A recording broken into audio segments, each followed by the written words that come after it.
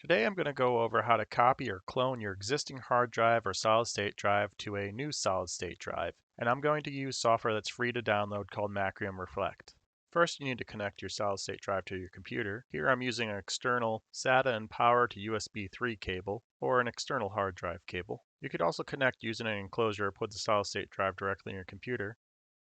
And now we need some software to clone our drive, so we can use Macrium Reflect 7, the free edition, at macrium.com for home use, and we can just download it here. Okay, let's just continue by the email. So once downloaded, we can install. Okay, then click download.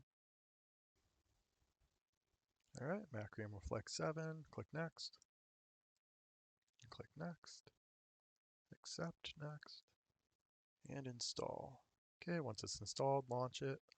Right, from here you can select clone disk and then select a disk to clone to.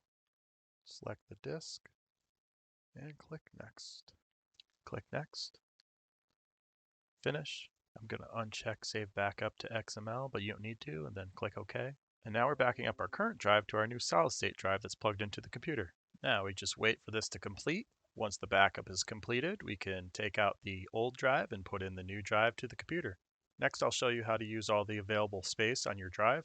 Okay, now that we have our SSD installed on the computer, next step we can resize our drive. Right click on the Windows Start button, go to Disk Management. As you can see, our drive is cloned to our 1 terabyte drive, and we can expand the C drive to all the unallocated space. Right click on the C drive, extend volume, click next. It'll show us the available space, click next, and finish. And now we can see that we're taking up the rest of the space on our SSD drive. And if we look at our C drive, we have 930 gigabytes available now. If you enjoyed this video, please give it a like and a comment below. If you'd like to see more videos like this, please subscribe to the channel. Thank you for watching.